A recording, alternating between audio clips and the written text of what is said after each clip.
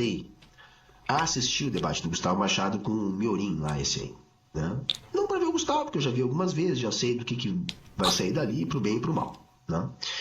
Mas esse Miorim, ele já tinha aparecido aqui no canal, tá? E eu bloqueei ele, lógico, escrevendo textos quilométricos nos comentários, aquela mesma verborragia que ele apresentou lá, sem pé nem cabeça. Tá? Nem lembro disso. Eu li um comentário dele inteiro. Assim, resume aí que eu refuto. Tô brincando.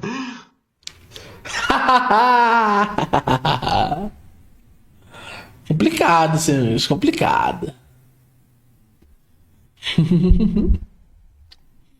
Complicadíssimo esse resumo que eu reputo. Aí, lógico, eu bloqueei. Depois eu fiquei sabendo que queria debater comigo, etc.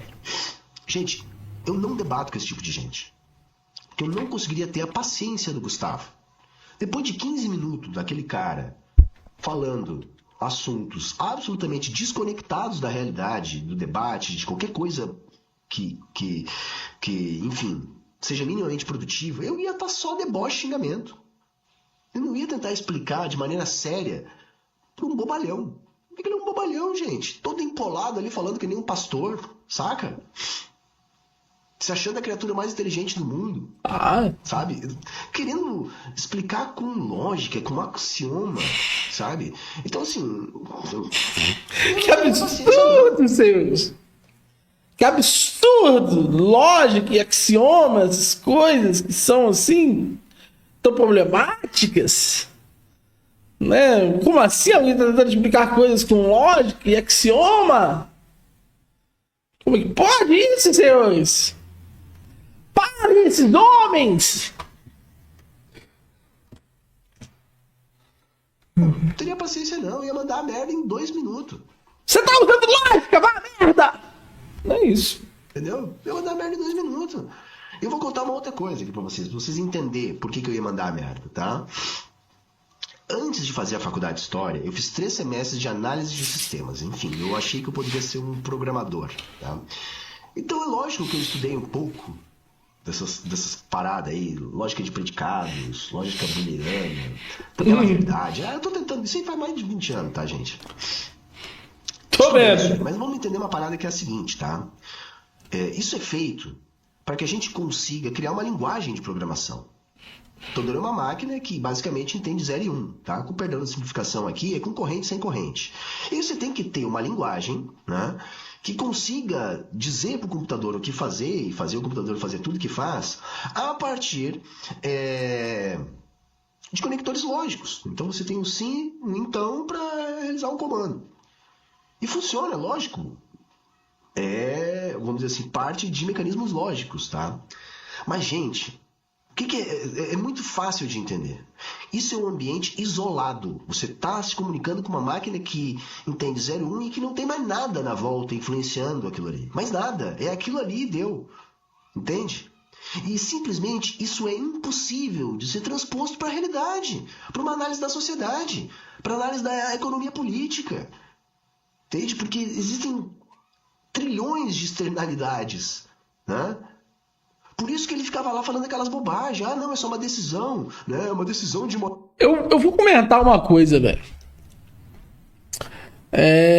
Eu acho, cara. Primeiro, que ele entende pouco de como funciona, né? Ele entende pouco como que é o caráter da interação humana com os computadores, né? Mas tudo bem, não vou entrar nesse mérito.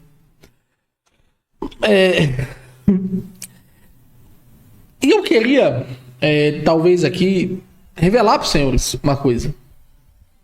Não existem contradições na realidade. Não existe. Na biologia não existe contradição. Na física não existe contradição. Não existe contradição na química. Não existe contradições na matemática. E na lógica, aonde existe contradições, ela serve para indicar incerteza, insuficiência, incompletude. É isso que ela serve. A lógica, ela indica bem esse caráter. Mas não há nada ilógico na lógica. Mesmo na matemática, nós não podemos fazer afirmações per se ilógicas. Um círculo quadrado não existirá. Ok? Não existirá. E se não existe algo ilógico, todos os elementos fundamentais da realidade, incluindo as nossas relações sociais, afirmarão necessariamente uma proposição que pode ser, inclusive, formalizada. Ou, se não pode ser formalizada, nós podemos, ao menos, estabelecer princípios lógicos através da descrição dela. Ok? É muito claro isso. Muito, muito claro isso. Nós não somos seres ilógicos.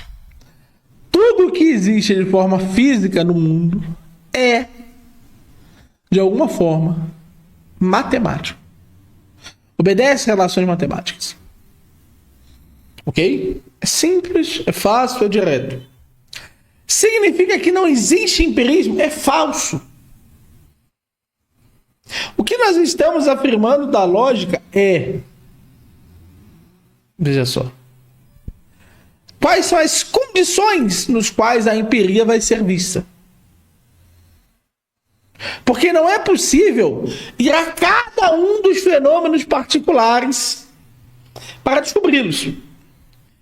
Nós poderíamos ir a todos eles, nós descobriríamos o que está estabelecido logicamente sobre eles.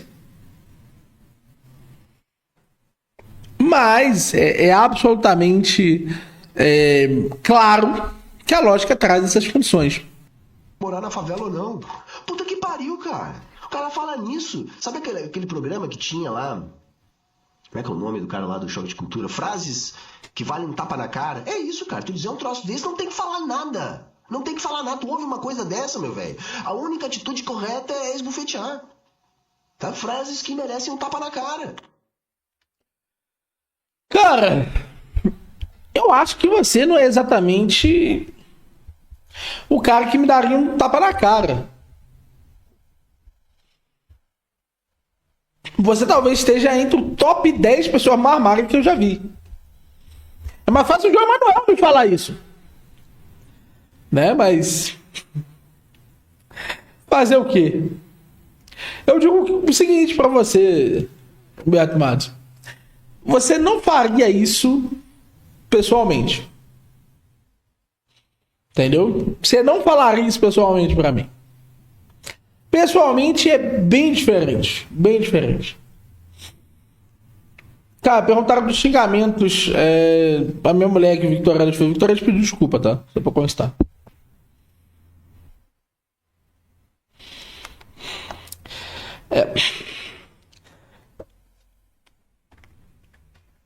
Saca? E ele falou isso. Entende?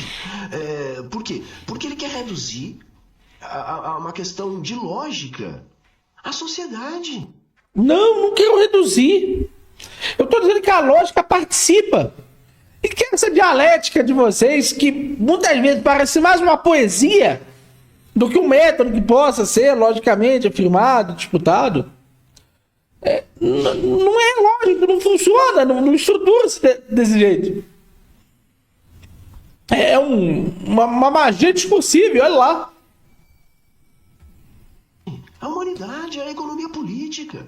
É uma grande bobagem.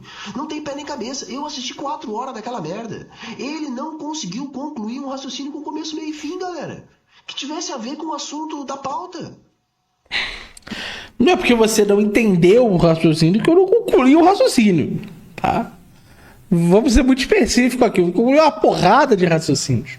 Eu concluí porque eu acredito que o socialismo é um livro que fala veementemente de Marx. Eu concluí porque é que a lógica precisa ser utilizada como meio de análise da sociedade. Eu discuti por que o problema de alocação do cálculo econômico é uma questão. Eu discuti por que os seres humanos escolhem e afirmei relações diretas sobre essa escolha. Simples assim. Em 4 horas de debate, nenhum raciocínio com começo, meio e fim que tivesse a ver com a pauta. Então eu não teria a calma do Gustavo. Eu ia xingar mesmo, porque o que merece pra mim é xingamento. Entendeu? Porque ele é um bobo, sabe? É um bobo. Sabe o que ele é? Eu vou dizer pra vocês o que ele é. Sabe aquela criança mimada, playboyzinho, que aprende a falar 2 palavrinhas bonitinhas na infância e os pais ficam, olha só que bonitinho, ele é inteligente. E ele acreditou que ele era inteligente. Aí depois foi estudar a programação, aí conheceu lógica e ficou apaixonado. E aí, como já é nesse mundo aí, mergulhou fundo nesses chãs de merda, que é só o esgoto, tá? Que é de onde sai, capitalismo e outras coisas, é lá que se reproduz essa bosta, tá? E aí ele é absolutamente desconectado da realidade, ele se acha uma pessoa realmente inteligente. Sendo que todo mundo que não é do fã-clube dele, que assistiu aquilo ali, ficou apavorado. Viu o quê? Viu um cara pedante, falando nada com nada, sabe? Vamos lá. Eu queria começar afirmando que foi o contrário, tá? Eu comecei, na verdade, pelo comunismo. Se eu sou burro assim, é porque eu fui comunista. Não vai escapar dessa? Roberto Mato, não vai escapar dessa. Foi isso, eu posso dizer. Se eu fui burro assim, se eu cheguei a ser burro, foi por ter sido comunista. Não é pouco tempo não que eu fui comunista. Eu fui comunista até os meus 18. Entendeu? Até os meus 18. Eu fui começar a estudar lógica quando eu conheci a analítica. Entendeu? E é muito claro pra mim, muito claro, que não foi por causa de qualquer contato com a programação que eu desenvolvi boa parte das minhas visões de mundo. Não é isso? Não é isso? É isso. Se baseando num único autor, basicamente, né? Porque ele pode falar de outros autores, mas basicamente é aquele livro do Mises que ele levou. Né? Então, assim, por isso que eu não debato com essa gente. Não vou debater, não vou. Porque não tenho o que debater. Sabe, eu debater com um ananá desses aí é eu normalizar um anormal. Sabe, é eu normalizar um debate que não tem pé nem cabeça. É como se eu fosse lá debater o sexo dos anjos. Já pensou eu debatendo o sexo dos anjos com o Miorinho? É basicamente aquilo ali que ele fez com o Gustavo, galera. Vamos provar logicamente aqui, porque se o anjo existe ou não, porque aí tem o anjo, porque aí você tem que provar que o anjo, não sei o que do anjo, mas será que ele é masculino, ele é feminino, ele é... Tu vê, velho. Esse debate é o debate mais abstrato do mundo. As pessoas só falam desse debate de uma forma abstrata. Os argumentos mesmo que estavam em cima da mesa... Eles, em momento algum, são abordados. É surpreendente isso. Será que ele sabe que o antigo 8chan era o chamar movimentado, exceto pelo Forchan, pra porra nenhuma. Porra nenhuma. Sabe nada. É um híbrido, né? Ele é assexuado. Não. Simplesmente não, entendeu? Simplesmente não. Tá? Um cara que sequer audiência tem, que a gente possa surfar a hype do cara, coisa assim, nem isso tem. Porque a bolha ANCAP hoje é menor do que a bolha comunista. Porque eles só tinham... Eu vou dizer o seguinte, cara. Eu acho que em algum momento o Humberto Matos vai querer um debate comigo. Eu acho. Acho que eu indo nos podcasts, a tendência é que ele queira um eventual debate comigo. Mas vamos ver como é que vai funcionar isso aí. Vamos ver se ele vai falar que a bolha ANCAP tá menor mesmo. Vamos ver como é que vai seguir isso aí. Alguma relevância aqui no YouTube quando ele estava sozinho, né? Porque se o cara entendesse minimamente de lógica, ele saberia a aberração lógica que é o anarcapitalismo. E todo mundo... É interessante, é só declaração, velho. Esse homem só declara. Não prova nada, mas declaração é uma beleza. Afirma. Já sabe disso, tá? O anarcapitalismo é o jardim de infância do liberalismo. Basicamente é só isso. E não dá pra tratar essa turma com respeito não, viu? Não tem que ter respeito nenhum pra essa turma. Eles não merecem respeito, entendeu? Não merece. É linha auxiliar do fascismo e um bando de ananá. É isso. Vamos se fuder. Tu vê.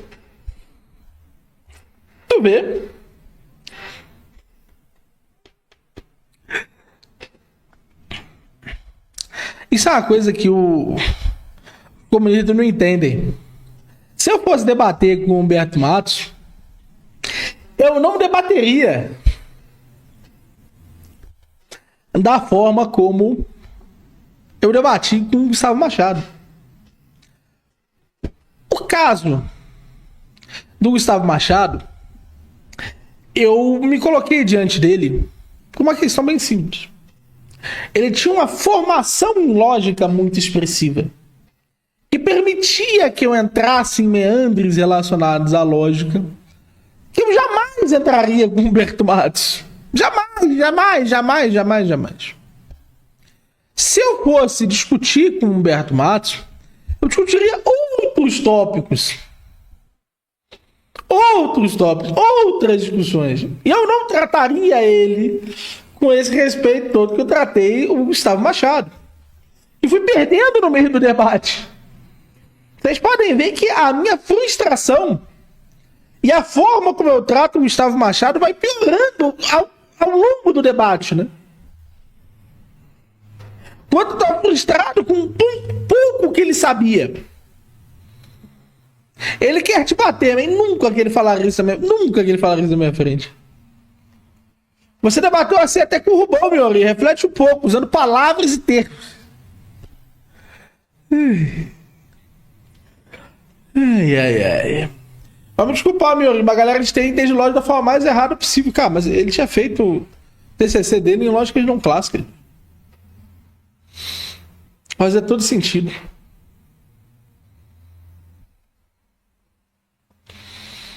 Não sei, interessante, Jadson. Sabias que o Humberto Matos queria fazer faculdade de TI, mas não atingiu a nota? Ele fez, ele chegou a fazer. Chegou a começar, mas não deu certo.